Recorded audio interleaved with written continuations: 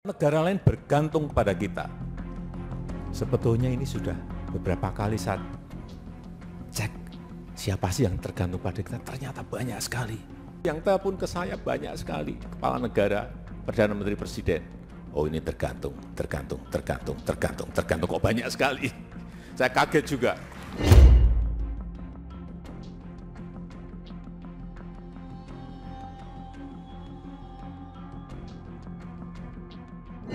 Memperbaiki supply chain yang ada di Indonesia, bahwa kita tahu selama ini kita hanya jadi market, tapi sampai kapan? Kita tetap membuka ekonomi kita, keterbukaan ekonomi, tetapi sekali lagi harus kita bisa mendesain negara lain tergantung pada kita.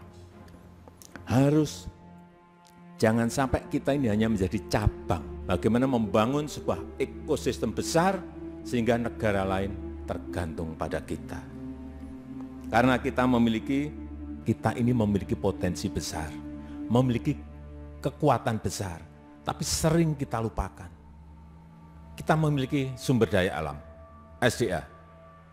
Kita memiliki SDM, yang nanti akan muncul bonus demografi 2030 diperkirakan berapa? 201 juta tenaga produktif kita. Kemudian juga kita memiliki pasar yang besar. Tidak hanya negara kita sebagai fondasi, tapi ASEAN 600 juta. Inilah kekuatan yang sering tidak kita sadari. Ini tujuannya simple, yaitu memperbaiki supply chain kita. Bukan suatu program yang istilahnya gaya-gayaan, tetapi ini yang harus benar-benar bisa memperbaiki daripada ekosistem yang kita harapkan untuk bangsa kita. Singapura ternyata sangat bergantung dengan Indonesia, terutama soal listrik. Ketergantungan Singapura terhadap Indonesia dapat terlihat dari pasokan bahan bakar gas untuk kebutuhan pembangkit listrik negeri Singa yang selama ini berasal dari Indonesia. Hal ini terjadi setelah Singapura menjadi salah satu negara yang mengalami krisis energi setelah negara-negara di Eropa. Menteri ESDM Arifin Tasrif membeberkan bahwa Singapura telah meminta bantuan agar Indonesia tetap memasok gas bumi, mengingat negeri Singa masih memiliki ketergantungan yang cukup tinggi terhadap sumber gas Republik Indonesia. Diketahui Singapura cukup bergantung pada gas Indonesia untuk sumber energi pembangkit listriknya. Berdasarkan data BP Statistical Review 2021, konsumsi gas alam Singapura pada tahun 2020 sekitar 1,22 miliar kaki kubik per hari atau BCFD, naik tipis dari 2019, sekitar 1,21 BCFD. Berdasarkan data Satuan Kerja Khusus Pelaksana Kegiatan Usaha Hulu Minyak dan Gas Bumi atau SKK Migas, pada tahun 2020, setidaknya ada 3 kontrak ekspor gas RI ke Singapura dengan pasokan minimal sekitar 700 juta standar kaki kubik per hari atau MMSCFD. Artinya, hampir 60% pasokan gas Singapura memang berasal dari Indonesia. Saat ini Singapura dalam posisi ingin hubungannya dengan Indonesia lebih besar. Banyak industri di negeri Singa tersebut yang bergantung pada ekosistem Indonesia. Singapura dinilai akan kesulitan jika tidak melakukan perubahan dalam diplomasi politik perdagangannya. Untuk itulah peranan Singapura tersebut harus bisa dimanfaatkan. Singapura membutuhkan listrik di mana masyarakat negara tersebut memiliki daya beli yang kuat dan Indonesia memilikinya. Deputi Bidang Koordinasi Infrastruktur dan Transportasi Kementerian Koordinator Maritim dan Investasi atau Kemenkomarves, Rahmat Kaimudin mengatakan Indonesia siap mengekspor listrik bersih rendah karbon sebesar 2 gigawatt ke Singapura. Kesepakatan ekspor ini ditandai dengan penandatanganan nota kesepahaman antara beberapa perusahaan Indonesia dan Singapura yang disaksikan oleh Rahmat Kaimudin dan Wakil Menteri Perdagangan dan Industri Singapura, Tan Sileng. Singapura akan melakukan impor 4 gigawatt listrik rendah karbon pada tahun 2035, di mana 50% dari total yang dibutuhkan berasal dari Indonesia.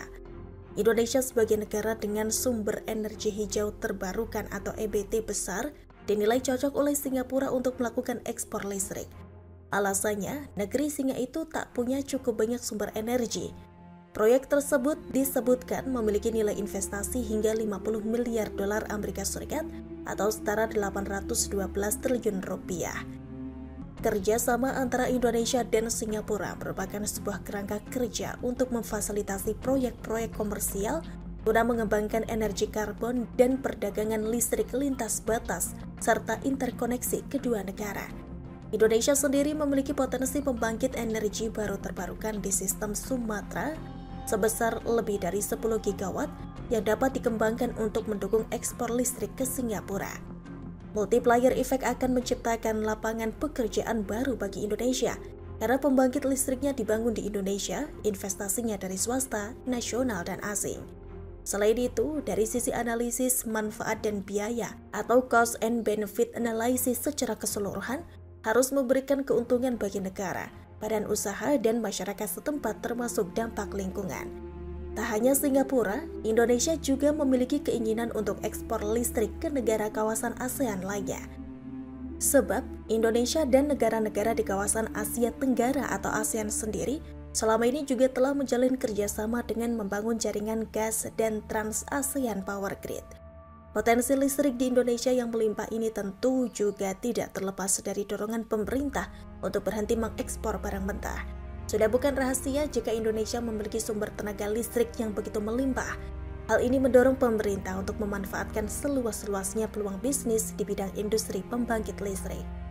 Untuk itulah, Indonesia mau mengekspor listrik jika proyeknya berada di tanah air. Indonesia tetap akan mengembangkan industri EBT dalam negeri dengan mengembangkan rantai pasok yang nantinya dinilai bisa mendorong industri lainnya. Selain ketergantungan listrik, Singapura rupanya juga sangat membutuhkan air. Meskipun Singapura telah melakukan berbagai upaya domestik untuk memenuhi kebutuhan harian airnya, namun pengiriman air dari negara tetangga, salah satunya dari Indonesia, tetap menjadi sumber air utama bagi negara tersebut.